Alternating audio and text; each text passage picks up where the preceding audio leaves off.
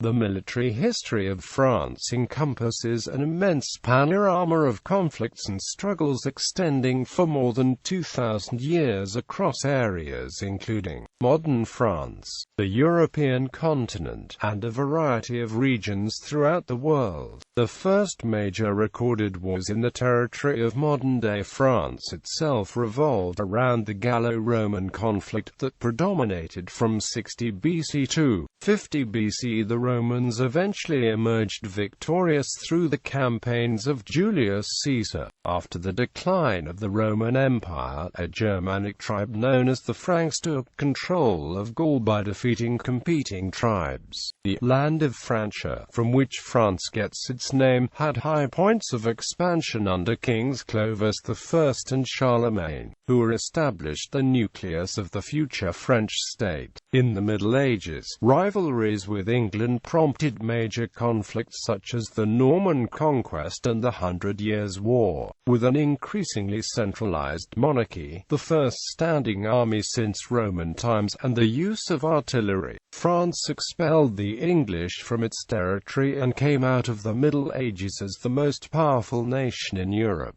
only to lose that status to the Holy Roman Empire and Spain following defeat in the Italian Wars. The wars of religion crippled France in the late 16th century, but a major victory over Spain in the 30 Years' War made France the most powerful nation on the continent once more. In parallel, France developed its first colonial empire in Asia, Africa, and in the Americas. Under Louis XIV, France achieved military supremacy over its rivals, but escalating conflicts against increasingly powerful enemy coalitions checked French ambitions and left the kingdom bankrupt at the opening of the 18th century. Resurgent French armies secured victories in dynastic conflicts against the Spanish, Polish, and Austrian crowns. At the same time, France was fending off attacks on its colonies. As the 18th century advanced, global competition with Great Britain led to the 7 Years' War, where France lost its North American holdings.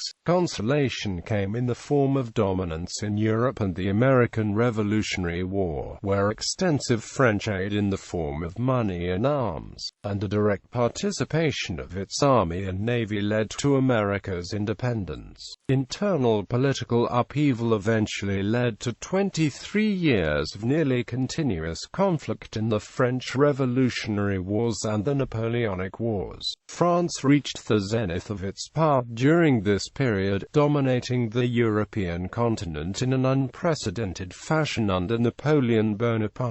By 1815, however, it had been restored to the same borders it controlled before the Revolution. The rest of the 19th century witnessed the growth of the Second French colonial empire as well as French interventions in Belgium, Spain, and Mexico. Other major wars were fought against Russia in the Crimea, Austria in Italy, and Prussia within France itself. Following defeat in the Franco-Prussian War, Franco-German rivalry erupted again in the First World War. France and its allies were victorious this time. Social, political, and economic upheaval in the wake of the conflict led to the Second World War, in which the Allies were defeated in the Battle of France and the French government signed an armistice with Germany. The Allies, including the Free French forces led by a government in exile, eventually emerged victorious over the Axis powers. As a result, France secured an occupation zone in Germany and a permanent seat on the United Nations Security Council. The imperative of avoiding a third Franco-German conflict on the scale of the first two world wars paved the way for European integration starting in the 1950s.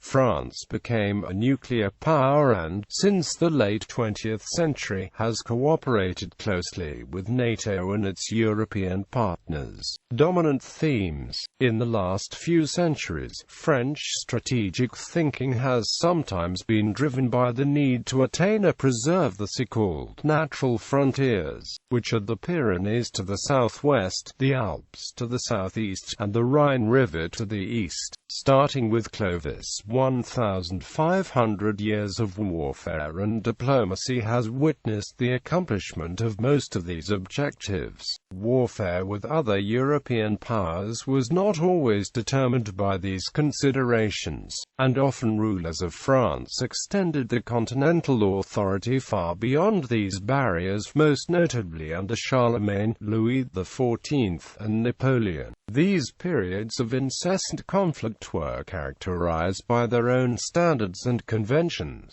but all required strong central leadership in order to permit the extension of French rule. Important military rivalries in human history have come about as a result of conflict between French peoples and other European powers. Anglo-French rivalry for prestige in Europe and around the world continued for centuries, while the more recent Franco-German rivalry required 2 world wars to stabilize. Starting in the early 16th century, much of France's military efforts were dedicated to securing its overseas possessions and putting down dissent among both French colonists and native populations. French troops were spread all across its empire, primarily to deal with the local population. The French colonial empire ultimately disintegrated after the failed attempt to subdue Algerian nationalists in the late 1950s, a failure that led to the collapse of the Fourth Republic. Since World War II, France's efforts have been directed at maintaining its status as a great power and its influence on the UN Security Council. France has also been instrumental in attempting to unite the armed forces of Europe for their own defense in order to both balance the power of Russia and to lessen European military dependence on the United States. For example, France withdrew from NATO in 1966 over complaints that its role in the organization was being subordinated to the demands of the United States. French objectives in this era have undergone major shifts. Unencumbered by continental wars or intricate alliances, France now deploys its military forces as part of international peacekeeping operations, security enforces in former colonies, or maintains them combat-ready and mobilized to respond to threats from rogue states. France is a nuclear power with the largest nuclear arsenal in Europe, and its nuclear capabilities, just like its conventional forces, have been restructured to rapidly deal with emerging threats. Early period. Around 390 BC, the Gallic chieftain Brennus made his own way through the Alps, defeated the Romans in the Battle of the Allia and sacked Rome for several months. The Gallic invasion left Rome weakened and encouraged several subdued Italian tribes to rebel. One by one, over the course of the next 50 years, these tribes were defeated and brought back under Roman dominion. Meanwhile, the Gauls would continue to harass the region until 345 BC, when they entered into a formal treaty with Rome. But Romans and Gauls would maintain an adversarial relationship for the next several centuries, and the Gauls would remain a threat in Italia. Around 125 BC, the south of France is conquered by the Romans, who called this region Provincia Romana, which evolved into the name Provence in French. Brennus's sack of Rome was still remembered by Romans when Julius Caesar conquered the remainder of Gaul. Initially, Caesar met with little Gallic resistance. The 60 tribes that made up Gaul were unable to unite and defeat the Roman army, something Caesar exploited by pitting one tribe against another. In 58 BC, Caesar defeated the Germanic tribe of the Suebi, which was led by Ariovistus.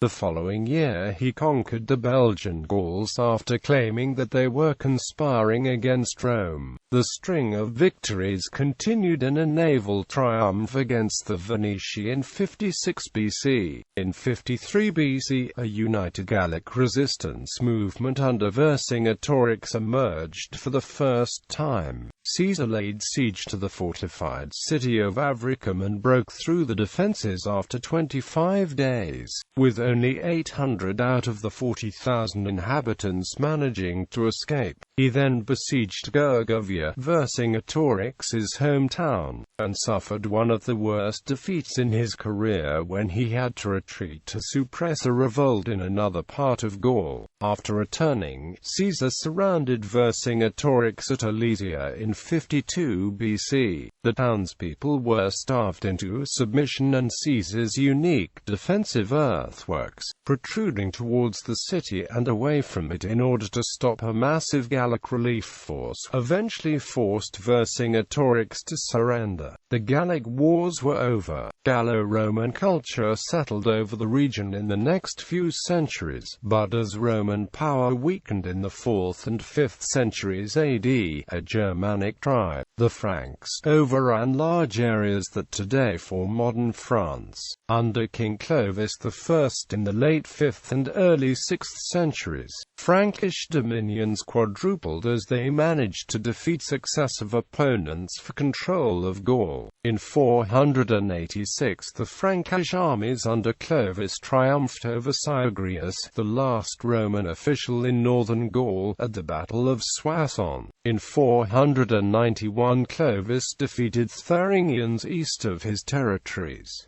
In 496 he overcame the Alemanni at the Battle of Tolbiac. In 507 he scored the most impressive victory in his career, prevailing at the Battle of Vouillé against the Visigoths, who were led by Alaric II, the conqueror of Spain. Following Clovis, territorial divisions in the Frankish domains sparked intense rivalry between the western part of the kingdom, Neustria, and the eastern part, Austrasia. The two were sometimes united under one king, but from the 6th to the 8th centuries they often warred against each other. Early in the 8th century, the Franks were preoccupied with Islamic invasions across the Pyrenees and up the Rhône valley. Two key battles during this period were the Battle of Toulouse and the Battle of Tours, both won by the Franks, and both instrumental in slowing Islamic incursions. Under Charlemagne, the Franks reached the height of their power. After campaigns against Lombards, Avars, Saxons, and Basques, the resulting Carolingian Empire stretched from the Pyrenees to central Germany, for the North Sea to the Adriatic.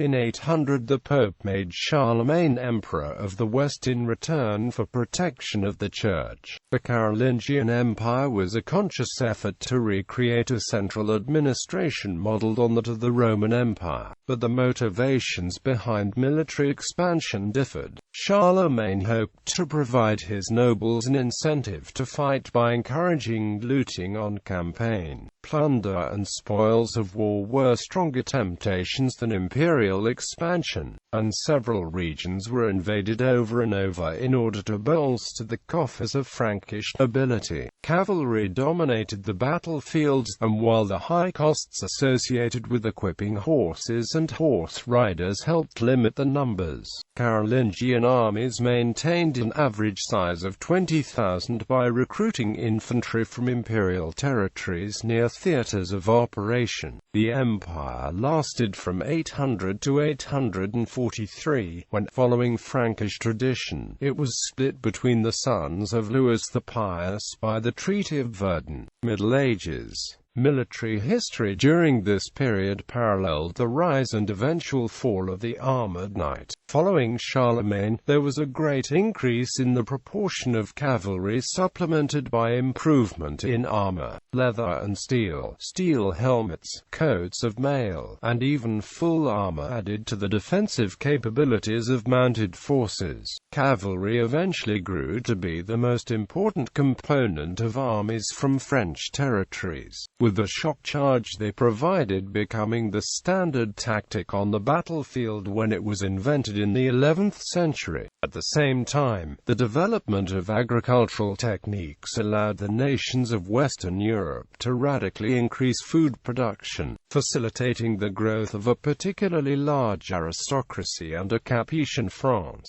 The rise of castles, which began in France during the 10th century, was partly caused by the inability of centralized authorities to control these emerging dukes and aristocrats. After campaigns designed for plundering, attacking and defending castles became the dominant feature of medieval warfare. During the Crusades, there were in fact too many armored knights in France for the land to support. Some scholars believe that one of the driving forces behind the Crusades was an attempt by such landless knights to find land overseas, without causing the type of internecine warfare that would largely damage France's increasing military strength. However, such historiographical work on the Crusades is being challenged and rejected by a large part of the historical community. The ultimate motivation or motivations for any one individual are difficult to know, but regardless,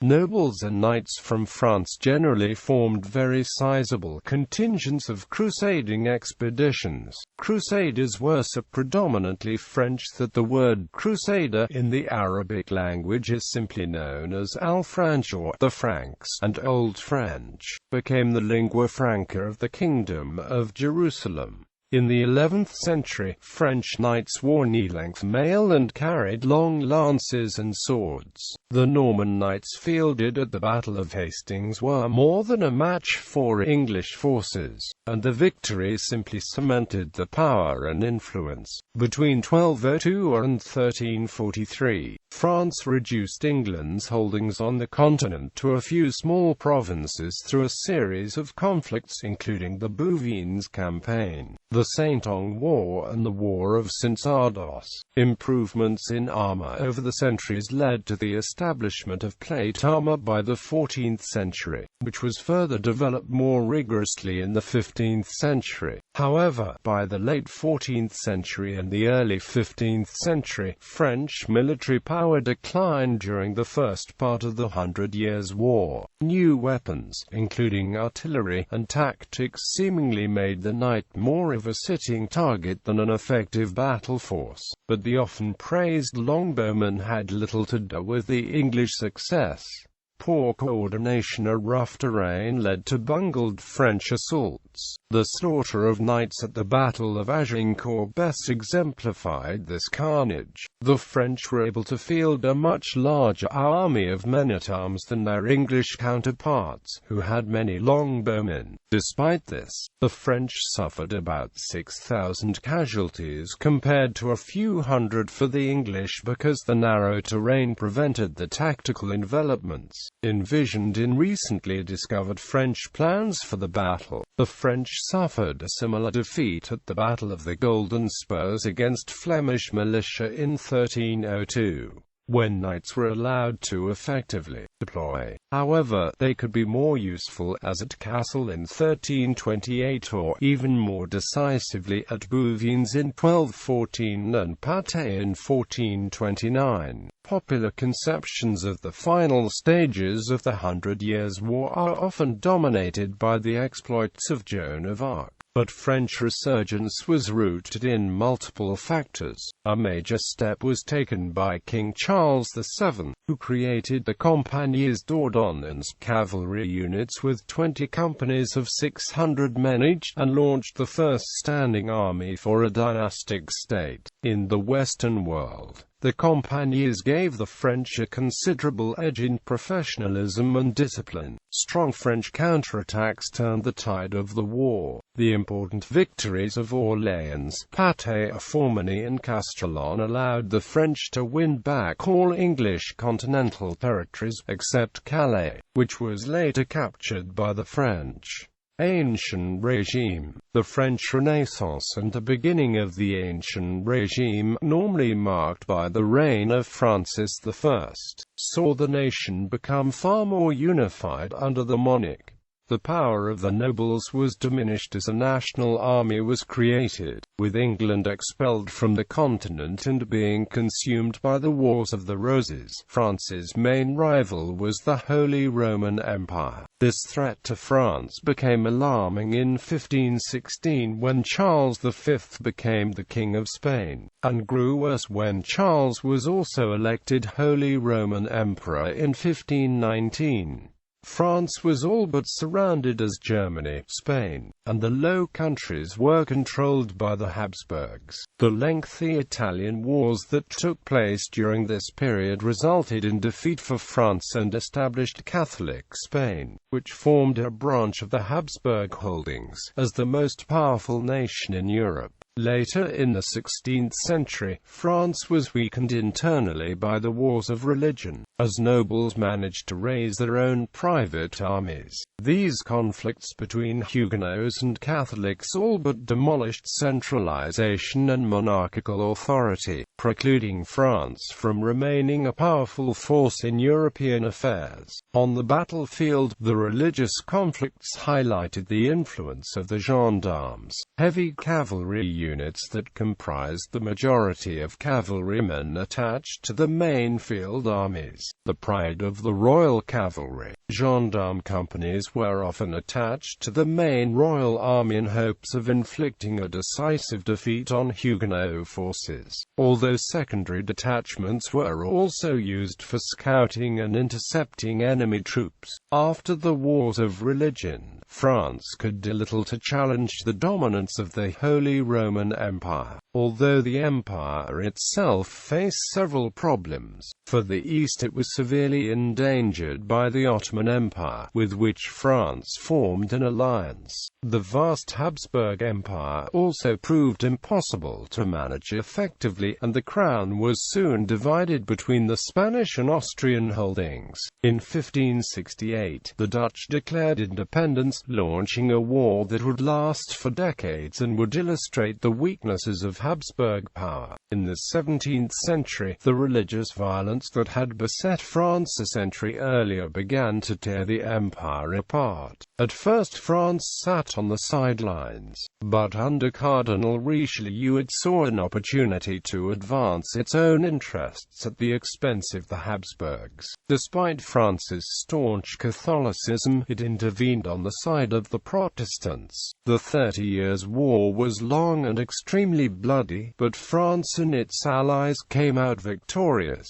After the defeat of Spain in these two wars, France emerged as the sole dominant European power. In parallel, French explorers, such as Jacques Cartier or Samuel de Champlain, claimed lands in the Americas for France, paving the way for the expansion of the French colonial empire. The long reign of Louis XIV saw a series of conflicts: the War of Devolution, the Franco-Dutch War, the War of the Reunions, the 9 Years' War, and the War of the Spanish Succession. Few of these wars were either clear victories or definite defeats, but French borders expanded steadily anyway. The west bank of the Rhine, much of the Spanish Netherlands, and a good deal of Luxembourg were annexed, while the War of the Spanish Succession saw the grandson of Louis placed on the throne of Spain. The French strategic situation, however, changed decisively with the Glorious Revolution in England, which replaced a pro-French king with an enemy of Louis, the Dutch William of Orange. After a period of 2 centuries seeing only rare hostilities with France, England now became a consistent enemy again, and remained so until the 19th century. To stop French advances, England formed coalitions with several other European powers, most notably the Habsburgs.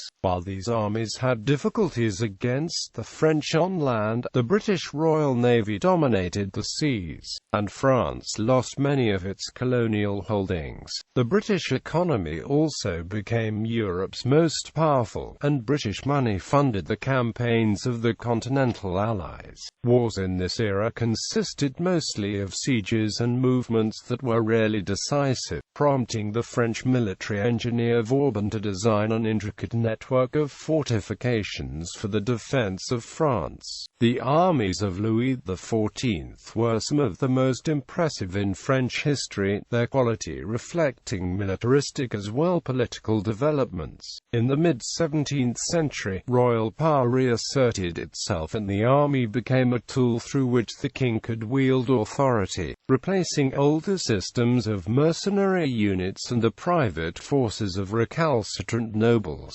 Military administration also made gigantic progress as food supply, clothing, equipment, and armaments were provided in a regularity never before equaled. In fact, the French embedded this standardization by becoming the first army to give the soldiers national uniforms in the 1680s and 1690s. The 18th century saw France remain the dominant power in Europe, but begin to falter largely because of internal problems. The country engaged in a long series of wars, such as the War of the Quadruple Alliance, the War of the Polish Succession, and the War of the Austrian Succession, but these conflicts gained France little. Meanwhile, Britain's power steadily increased, and a new force, Prussia, became a major threat. This change in the balance of power led to the diplomatic revolution of 1756,